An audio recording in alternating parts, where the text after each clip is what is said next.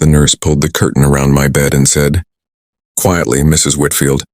I need to talk to you about the balance before you're discharged." I remember the number on that clipboard more clearly. Then I remember the pain in my chest. 3 days earlier, $11,400, not covered by insurance, due within 30 days or it would go to collections. I called my son first. Of course I did. He was the one with the corner office. The one who always said, "Mom, don't worry about money. I've got this." He didn't pick up. I left a voicemail, calm, the way I always am. 2 hours later, a text came back. "Mom, things are tight right now. Talk to Diane, she's good with budgeting stuff." I sat in that hospital bed and read it 3 times, tight. My son, who lived in a glass tower downtown with a doorman who called him Mr. Whitfield, like he was somebody important, said things were tight. Then my phone rang. It was Diane. She was on her lunch break at the grocery store. I could hear the registers beeping behind her. "Mom, I already talked to the billing office. I'm setting up a payment plan. Don't you worry about a single dollar of it." She made $11 an hour, and she didn't hesitate for even 1 second. That was the moment I understood something was very wrong in my family, though it would take me another 4 months to understand exactly how wrong, and exactly what my son had already taken from me long before that hospital bill ever existed. My name is Eleanor Whitfield, though most people just call me Ellie. I'm 68 years old, and until 3 years ago, I taught 4th grade for 31 years at the same elementary school. I love that job the way some people love their gardens, quietly, every single day without needing anyone to notice. My husband Robert passed away 6 years ago. Heart attack, sudden, no warning. We had been married 39 years. After he was gone, I kept the house we'd raised our children in, a modest 3-bedroom on Larkspur Street, paid off except for a small home equity line we'd taken out years earlier for a kitchen renovation. I had my teacher's pension, a small retirement account, and the house. That was my whole world, financially speaking. Not rich, not poor. Comfortable, careful, the way people are who grew up watching their parents count pennies. I have 2 children. Marcus, my son, is 41. He went to law school, though he never practiced law in a courtroom. He moved into corporate finance instead, something with mergers and acquisitions at an investment firm downtown. He does very well. He lives in a high-rise apartment with floor-to-ceiling, windows and a view of the river, drives a car that costs more than I made in 2 years of teaching, and vacations somewhere new every few months. I was proud of him. I still wanted to be proud of him. My daughter Diane is 38. She works as a cashier at a grocery store and picks up shifts at a diner on weekends. She's raising her son, my grandson Tommy, mostly on her own since her husband left 3 years back. She drives a car with over 200,000 miles on it and irons her work shirts the night before because she doesn't own a dryer that works properly. She has never once, not one single time in her adult life, asked me for money. Every Sunday, when my health still allowed it, we'd have dinner together. Marcus, when he could fit it into his schedule. Diane and Tommy always. I'd make a roast or in summer something lighter. And we'd sit around my kitchen table, the same one Robert and I bought in 1987. And it felt like the world was still whole. I tell you all this so you understand. I was not a foolish woman. I was careful with money my whole life. But I will admit now, foolish about one thing. I trusted blindly in the wrong direction. The first sign came about 1.5 years before the hospital bill, though I didn't call it a sign at the time. Marcus called me on a Tuesday evening, which was unusual, because Marcus called on Sundays before dinner, like clockwork and rarely any other day. "Mom, I've been thinking," he said. "You're getting older. What if something happens and you can't handle your finances? We should set up a power of attorney. Just as a precaution. I do this kind of thing at work all the time. It's really routine." I remember feeling touched, actually. My son thinking ahead, being responsible. I had a minor knee surgery scheduled that spring. Nothing serious, but he framed it as sensible preparation. Just in case. Anesthesia knocks you out and someone needs to handle a bill or talk to your bank. It made sense to me. I signed the document he brought over. A general durable power of attorney at my own kitchen table, with a notary he'd arranged to come to the house. I didn't have my own lawyer look at it. Why would I? It was my son. A few months after that, I noticed my monthly bank statement looked different, thinner, Somehow, though, I couldn't have told you exactly why at the time. I mentioned it once to Marcus at Sunday dinner. The bank changed their statement format, Mom, he said, waving it off. Everyone's switching to the new system. Don't worry about it. I didn't worry about it. Then there was the letter. A letter from the county recorder's office addressed to me about a modification to title documentation on my property. I opened it, skimmed it, understood perhaps a third of the legal language, and set it on the counter to ask Marcus about, since he understood these things. He came by that weekend, picked it up, read it for maybe 10 seconds and said, "Oh, that's just an administrative update. Some counties are digitizing old records and refiling paperwork. I'll handle it. Don't worry." He put it in his jacket pocket and I never saw it again. And then there was the phone call I overheard, though I wasn't meant to. Marcus had come by to drop off groceries, a rare gesture, and one I appreciated at the time, and stepped into the hallway to take a call. I was in the kitchen and the hallway carries sound in that house. I heard him say low, "No, the equity's already been pulled. We're fine on that. I just need the second piece to clear before her surgery. Then we can move the rest into the account without her noticing the gap." At the time, I honestly thought I'd misheard him, or that he was talking about something to do with his own work, some deal at the firm. I had no reason yet to imagine those words could be about me. Looking back, that was the moment everything changed, though I wouldn't understand it for almost a year. The discovery came on a Thursday afternoon, at my bank 3 weeks after I came home from the hospital with that $11,000 bill hanging over me. Diane had set up a payment plan with the hospital, but I wanted to pull from my own retirement account to cover it myself. I didn't want my daughter, who counted every grocery coupon, paying off my medical bill on installments from her paycheck. I sat down with Janet, a bank representative I'd known for years, ever since she helped Robert and me refinance the house back in the 90s. I asked her to pull up my retirement savings account so I could transfer funds. Janet's face changed. She typed for a moment, frowned, typed again. "Mrs. Whitfield," she said carefully, "this account was closed 14 months ago. The full balance, $62,000, and then was transferred out." I told her that couldn't be right. I hadn't authorized any transfer. She turned her screen toward me. There it was in a transfer authorization, dated 14 months earlier, signed under the authority of the power of attorney document Marcus had brought to my kitchen table. The receiving account belonged to Marcus Whitfield. I sat very still. I remembered Janet asking if I was all right, if she should get me water. I said I was fine, though I wasn't, not really. I asked her to also check the home equity line on my house.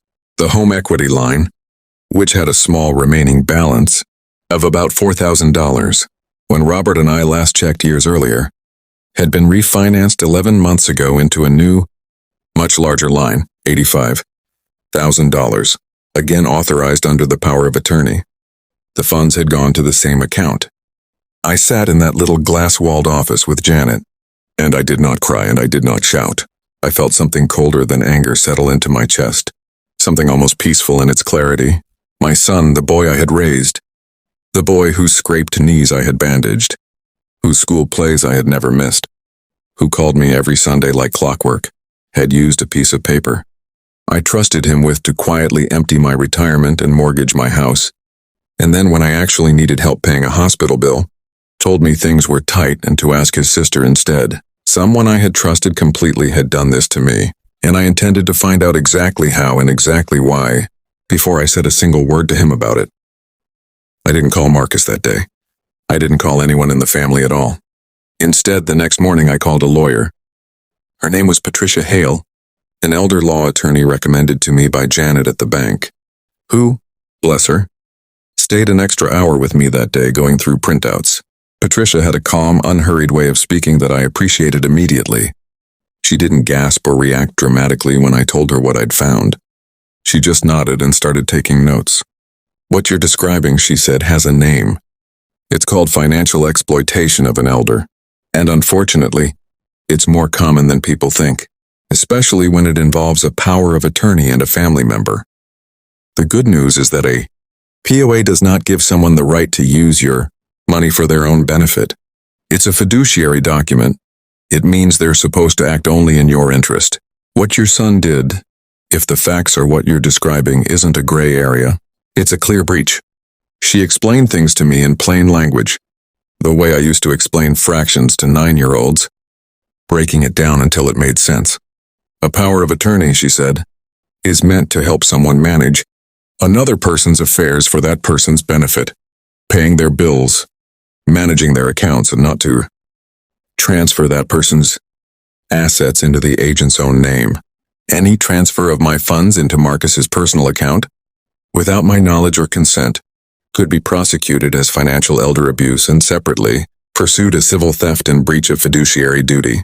Depending on the amounts, it could also rise to a felony under our state's laws, protecting elderly and vulnerable adults. But, she said, before we do anything, we need proof. Real proof, not just bank printouts that show the transfers happened.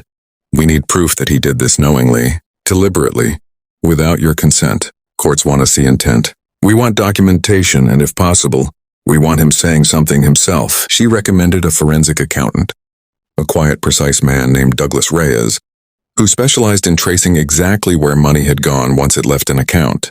Over the following 2 weeks, Douglas built what he called a money trail, showing that my retirement funds and the home equity draw had gone into an investment account belonging to Marcus, and from there, a significant portion had gone toward the down payment on his luxury apartment, and another portion into what looked like a personal stock trading account that had lost money in a bad few months.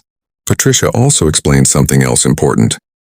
Because I live in a state where only one party needs to consent to record a phone call. I could legally record conversations with Marcus myself, as long as I was a participant in the call. It won't hold the same weight as a signed confession, she said. But if he says something incriminating on a recorded call, it can support everything else. We built a plan together, calm and methodical. The way you'd build a case for a school board meeting rather than a courtroom. Drama. Step 1. Gather every bank statement, every transfer record, every piece of correspondence, and store copies somewhere Marcus could never access. A safe deposit box under my name alone, at a different bank, and a set with Patricia's office. Step 2. Quietly revoke the existing power of attorney and file a new one naming Diane without telling Marcus yet, so he could no longer act on my accounts.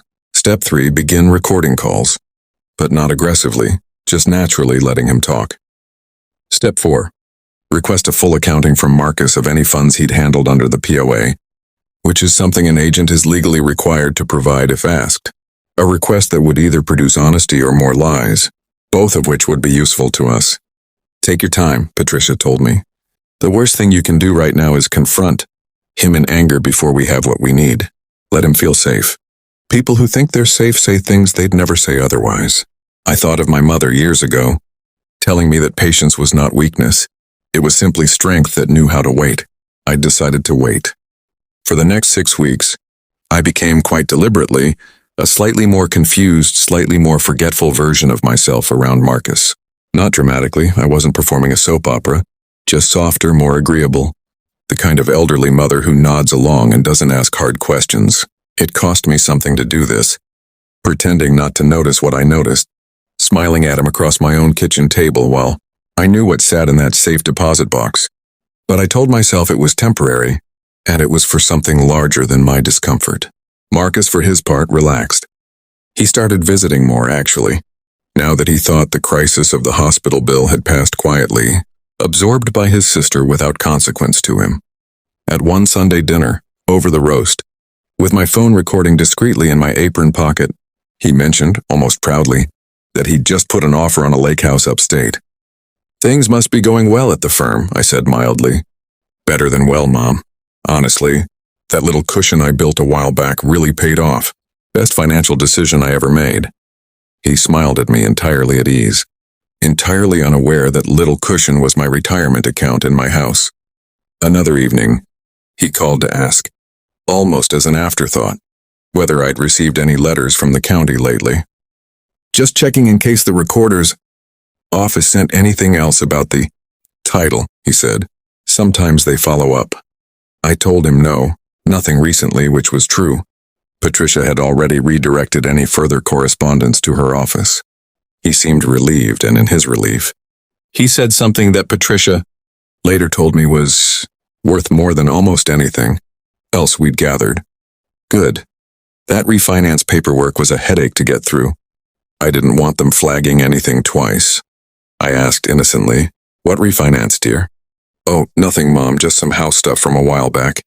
All handled." He waved it off the way he always did, the way he'd waved off the bank statement, the county letter, the empty account.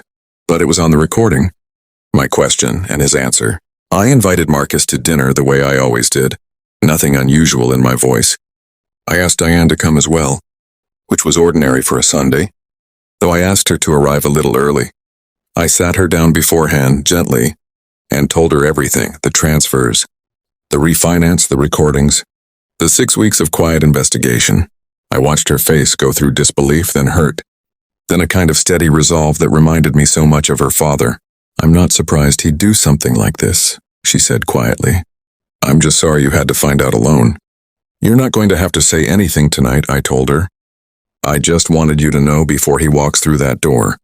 When Marcus arrived, he kissed my cheek, complimented the smell of the roast, and sat down at his usual place.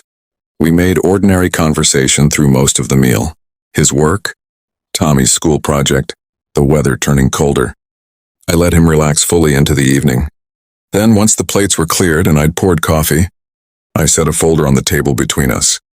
"Marcus," I said, my voice calm, the same voice I used for 31 years managing a classroom of 9-year-olds. "I need to talk to you about the power of attorney you had me sign 18 months ago." His face didn't change immediately. "Sure, Mom, what's up?" I opened the folder. I laid out the bank statement showing the retirement account closure and transfer. I laid out the refinance documents on the home equity line. I laid out Douglas's accounting trail showing the money moving into his investment account, and from there into his apartment down payment. I spoke each fact plainly, the date, the amount, the account it went to. $62,000 from my retirement account, transferred 14 months ago into your name.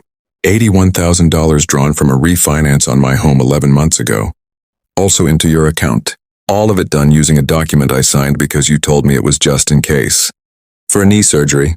Marcus's face had gone pale, but he tried briefly, the way people do when they're cornered. "Mom, I was going to pay all of that back. It was just temporary. A rough patch with some investments. I never meant..." I held up my hand gently, the way I used to quiet a classroom. "I have a recording of you telling me at this very table that the refinance paperwork was handled and that the money had already cleared before my surgery so I wouldn't notice the gap. I have a recording of you calling my retirement savings your cushion. I have your own signature on the transfer authorizations. I've spoken with an elder law attorney and a forensic accountant. This isn't a misunderstanding, Marcus. This is theft from your own mother. While your sister, who makes $11 an hour, was the one who actually showed up when I was sick." Diane sat quietly beside me, not saying a word, but her presence alone seemed to unsettle him more. Marcus tried a few more angles. That it was a loan he intended to repay. That I'd basically agreed by signing the POA. That he'd been under enormous pressure at work. I let him talk until he ran out of excuses. And then I said the only thing I had come to say.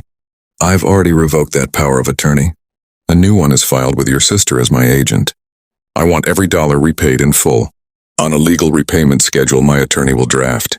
If it is not repaid, I will pursue this as financial elder abuse, which in this state can carry criminal charges. I am not doing this out of anger, Marcus. I am doing this because you are my son, and I loved you enough to trust you completely. And you used that trust to take everything I had saved for my old age. That ends tonight." He sat there quiet, staring at the folder. For the first time in longer than I could remember, my son had absolutely nothing to say. The weeks that followed were not dramatic in the way television makes these things look. There was no shouting match, no slammed door, no scene in a parking lot. It was slower and, in its own way, heavier than that. Patricia sent Marcus's attorney a formal demand letter outlining the breach of fiduciary duty and requesting full restitution within 90 days, along with a clear statement that failure to comply would result in a report to Adult Protective Services and a referral to the District Attorney's Elder Abuse Unit. Marcus's firm, it turned out, took an extremely dim view of any employee. facing potential financial crime allegations, particularly one working in wealth management who advised clients on exactly these kinds of fiduciary responsibilities. Within 3 weeks of the demand letter being sent, and after his firm's internal compliance department asked its own questions, Marcus was placed on administrative leave. 2 months later, he was let go entirely. The official reason was restructuring, but everyone who knew the situation understood otherwise. He sold the lake house offer, of course, before it ever closed.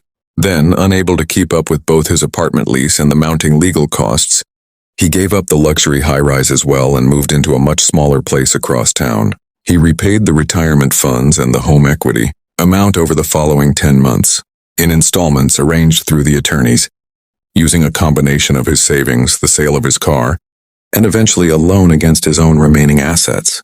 It was not the temporary rough patch he'd once called it. It cost him nearly everything he had built. There were harder losses too, ones no repayment plan could fix. Tommy, who had always looked up to his Uncle Marcus, asked me once gently why he didn't come around anymore. I told him as simply as I could that sometimes grown-ups make choices that break trust, and that trust, once broken that badly, takes a very long time to rebuild if it can be rebuilt at all. Marcus and I still speak occasionally, carefully, mostly about logistics, the repayment schedule, a birthday card at Christmasing. But the easy Sunday phone calls are gone, and I won't pretend that doesn't still ache somewhere quiet in me. I made changes for my own protection as well. I updated my will with Patricia's help, naming Diana's executor and primary agent for all financial and medical matters going forward. I set up account alerts on everything I own, so that any transfer over a small amount sends a text directly to my phone. I never again signed a document I hadn't read fully myself, or had reviewed independently by someone with no personal stake in the outcome. As for Diane, I did something I probably should have done years earlier. Out of pure stubborn pride about not wanting to play favorites, I sat her down and told her plainly that everything Marcus had taken would be repaid, and that once it was, I wanted to set aside a portion of it, permanently in her name and Tommy's, separate from anything in my will, so that it could never again be touched by anyone but her. She cried, actually, for the first time through this entire ordeal, not because of the money, she told me, but because, in her words, it's the first time in years. I felt like someone in this family actually saw me. I saw her. I always had. I had simply let the wrong child's confidence blind me to which one of them had actually been showing up all along. There were harder losses too, ones no repayment plan could fix. Tommy, who had always looked up to his Uncle Marcus, asked me once gently why he didn't come around anymore. I told him as simply as I could that sometimes grown-ups make choices that break trust, and that trust, once broken that badly, takes a very long time to rebuild if it can be rebuilt at all. Marcus and I still speak occasionally, carefully, mostly about logistics, the repayment schedule, a birthday card at Christmasing. But the easy Sunday phone calls are gone, and I won't pretend that doesn't still ache somewhere quiet in me. I made changes for my own protection as well. I updated my will with Patricia's help, naming Diana's executor and primary agent for all financial and medical matters going forward. I set up account alerts on everything I own, so that any transfer over a small amount sends a text directly to my phone. I never again signed a document I hadn't read fully myself, or had reviewed independently by someone with no personal stake in the outcome. As for Diane, I did something I probably should have done years earlier.